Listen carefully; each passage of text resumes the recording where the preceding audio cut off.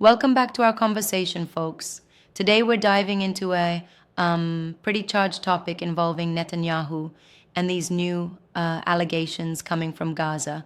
There's a lot to unpack, right? Absolutely, it's quite a roller coaster. So, we're talking about this video that alleges Netanyahu has crossed some serious lines, pushing boundaries of depravity, and now finding himself ironically entangled by his own excesses. Exactly.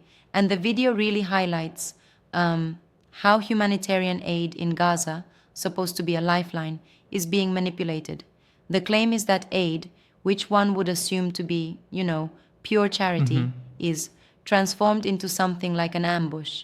Seriously, bread lines turning into firing lines, and even the flour is accused of being laced with highly addictive opioids. Right, it sounds almost surreal. Aid is meant to help, but instead it's being weaponized, turning basic necessities into tools for control. What's your take on that transformation? Well, it's like you expect humanitarian aid to be a relief, but here it's framed as a strategic battleground, a stage managed operation supposedly funded by Washington and rolled out by Tel Yeah, Aviv. And it's clearly meant to serve a dual purpose, both to manage the crisis and allegedly to manipulate the population. I mean, the notion itself is quite explosive. And then there's this element of introducing opioids into daily bread. That's just staggering. Do you think these tactics are truly about control, or is there another layer to it? It definitely seems calculated. Imagine it's like adding a addictive ingredient to something you think is nourishing. The video's narrative suggests that through this, the aid becomes a trap, akin to a Squid Game scenario where people are forced to engage with a mechanism that ultimately undermines their autonomy. Yeah, and that analogy paints quite a picture. But I have a concern. Could there be a possibility that the claims are exaggerated or used to fuel a particular political agenda? That's a fair question. The content comes with, strong language and heavy allegations that place a lot of blame on Netanyahu and his government. Now, yes, it could in part be framed to rally dissent against established powers, but at the same time, these are serious claims about weaponizing aid. If true, it completely shifts the conversation around humanitarian responsibility. Right, and with sources like UN officials and various media outlets mentioned in the video, it's clearly not coming out of nowhere. It's weaving a narrative that during a humanitarian crisis, even food aid can be, subverted into a political and unethical strategy. Absolutely. And the video even dives into specifics, like how the so called Gaza Humanitarian Foundation, backed by Washington and stage managed by Tel Aviv, creates these dark corridors where aid isn't just help, but a mechanism of control. Bread lines being turned into firing lines really underscores the dangerous entanglement of politics and survival. There's a lot of anger and urgency in that portrayal, and it forces us to ask at what point do these measures, however justified by a security perspective, become morally indefensible? Isn't there a risk of crossing a line? Definitely. And that's the heart of the matter. It's like if you push enough, you eventually corner yourself. The title itself, Netanyahu pushed the bounds of depravity and now he's cornered by it, suggests that extreme actions have consequences that come back to haunt the initiator.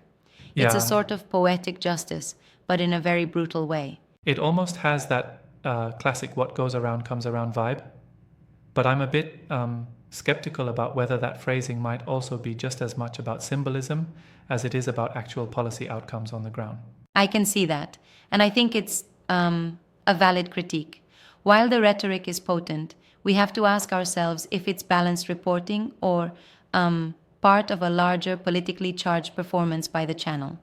Yet, the serious nature of the allegations, drug laced aid and militarized food distribution, does lend weight to the need for scrutiny. Right? And considering the sources mentioned, the Cradle, QDS News Network, and others, it pulls from multiple angles, almost like a collage of evidence pointing towards a systemic issue. But do we believe that this portrayal fully encapsulates the complexity of the crisis? Well, it's one narrative in a very multifaceted situation. Humanitarian crises are never simple, and aid often becomes entangled in military and political strategies. But when basic necessities are weaponized, it's not just a strategic error. It's a breach of the very trust that should underpin international aid. And that's a line that shouldn't be crossed. So essentially, this isn't just about one leader's decisions. It's more about a broader pattern of manipulating crises for political leverage, isn't it? Exactly. And it's very like a spiral. Netanyahu's actions, as portrayed, become emblematic of how both domestic and international policies can, without restraint, devolve into methods that harm the very populations they're supposed to, protect. And the idea is that this sort of behavior eventually backfires. Yeah, it's a ticking time bomb. If you start using basic aid as a tool of power, eventually the people targeted might catch on and push back. It creates resentment and ultimately instability. Don't you think this could further inflame the situation in Gaza? Definitely. It's like using white bread as a Trojan horse. You sneak in your weapon, and then the people, already desperate for relief, end up facing even worse predicaments. Yeah, The analogy of aid turning into an ambush is exactly that. The very thing meant to nourish becomes a deadly snare. what strikes me too is the underlying critique of global powers. The video's message implicates both Washington and Tel Aviv in this scheme, suggesting a collusion that undermines basic humanitarian ideals. How do you interpret that, especially in terms of accountability?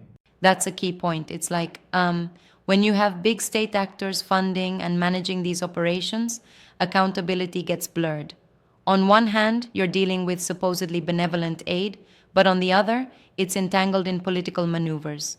This dual role condemns both the exploitation of crisis and the oversimplification of complex geopolitical conflicts. Right? And it forces us to wonder if the end justifies the means.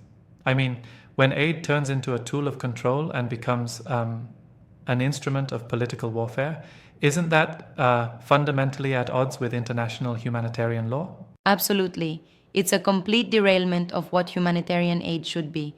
Instead of neutral support, it becomes a weaponized entity, purposely used to subjugate populations. And of course, this kind of approach inevitably raises, serious ethical and legal questions, potentially even war crimes allegations, if it can be linked directly to intentional harm. Here's another angle. While this video is provocative, do you think it ignores any potential counterarguments, like the challenges in delivering aid during active conflict zones? Yes, that's a good point. It might be argued that delivering aid in such volatile environments is inherently risky, and sometimes measures are taken that, while controversial, are claimed to be necessary to ensure aid doesn't fall into the wrong hands. But then again, once you start manipulating the aid to include things like opioids, you're no longer mitigating risk. You're actively compromising the recipient's safety. Right, there's a fine line between ensuring aid is secure and fundamentally altering its nature to serve ulterior motives.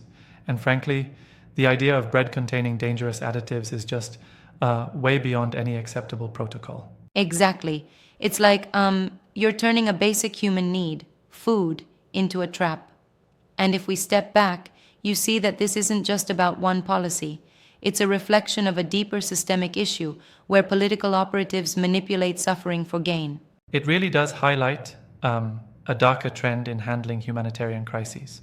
And while some might say these are exaggerated claims, the very nature of the allegations forces us to question the integrity of the aid system and the moral obligations of leaders involved. Well said.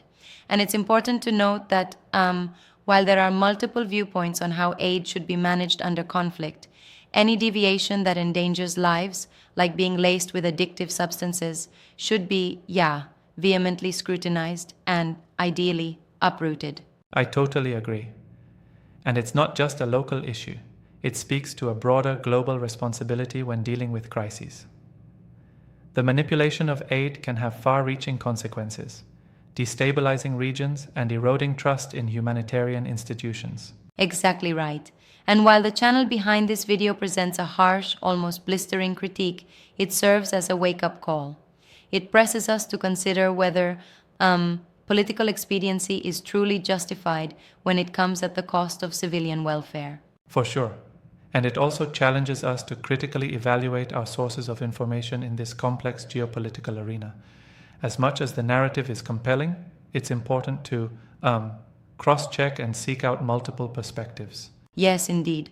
So, wrapping it up, we've got a case where aid, something that should embody hope, is transformed into a weaponized tool. Netanyahu, Washington, and Tel Aviv are being implicated in a rather dark scheme that, if proven, reflects a disturbing doubling down on insecurity and control. And it's a debate that we, as global citizens, need to keep engaging with. Absolutely. It's a conversation that not only exposes potential abuses, but also reminds us of the fundamental purposes of humanitarian aid. Thanks for shedding light on all these complexities. This has been a truly engaging discussion. My pleasure. Until next time, keep questioning and stay informed.